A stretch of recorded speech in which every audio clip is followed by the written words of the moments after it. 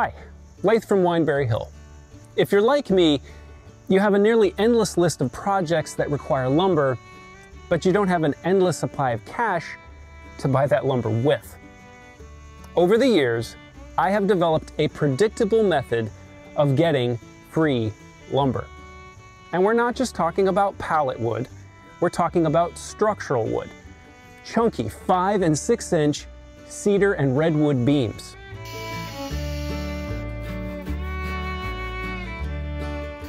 Okay, so full disclosure, I have a bit of a repurposing habit, especially when it comes to material like free pallet wood. But contrary to what the DIY community will tell you, there is a limit to what you can build with pallet wood.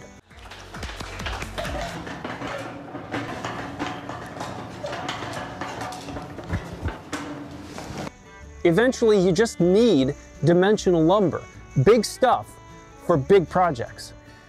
Sometimes it really is as easy as searching for free building materials on Craigslist and Facebook Marketplace. But I have found a group of people that are even more eager to get rid of heavy lumber. Now, the reasons for each of these individuals might vary, but they all have one thing in common, and that is they all want to get rid of wooden playsets. Maybe the kids outgrew it. Maybe they're moving and the real estate agent wants it gone. Whatever the case, in my experience, this is a group of highly motivated people. When searching for wooden playsets online, occasionally the homeowner will bluff with a price. That said, I've never paid for them. I contact them and I say, hey, I'll take it away for you for free. And I have to admit, during this process, I've entertained the idea of doing it as a business, because I'm pretty sure quite a few people would actually pay to have you remove the wooden playset. Now, it might not be a lot of money, but you have to remember, on top of that, you're getting all this free lumber. Now, don't be shy to ask the homeowner, the person listing the wooden playset, for more or for better photographs. That said, don't be completely shaken by seeing some rot. And the reason is, in my experience, most of the damage is restricted to locations of the playset that have ground contact. Because they make these wooden playsets out of redwood and cedar, woods that are much more resistant to rot and bugs and things like that, that most of the damage is restricted right there. And so I simply just cut it out. On the day that I go and pick up the wooden playsets, I schedule two. I pick up one in the morning and one in the afternoon. I'm also sure to bring a pack of metal Sawzall blades and a pack of demolition blades. Whenever I'm doing a wooden playset removal, I bring a solar-powered battery to run all of the power equipment that I use to cut through the bolts and, cut out pieces so that I can disassemble it.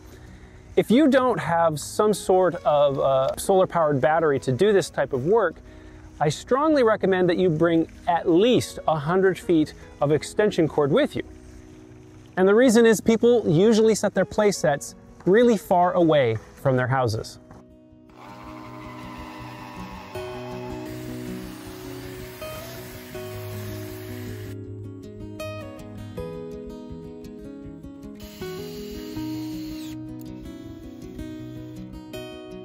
Two of my recent projects made with playset lumber are my 9-foot workbench, and this is pretty exciting because previously I had a 6-foot flimsy plastic table here, and now I finally have something that I can clamp stuff to and work with longer materials on the workbench. The surface was some leftover slabs of spalted maple that I had milled with a chainsaw mill several years ago.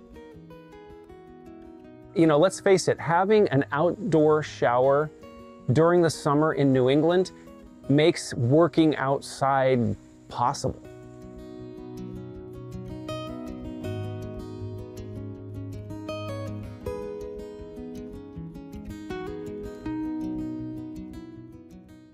One of the unexpected benefits of taking down these wooden playsets is the great hardware that they come with.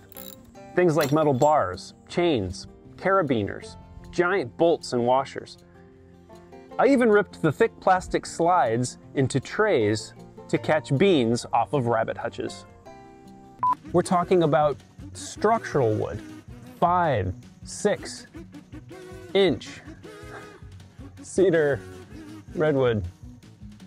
We're talking heavy structural wood, like 5 and 6 inch structural. Did I mention they were structural? Because it's structural. But contrary to what the DIY community, I have a bit of a repurposing habit.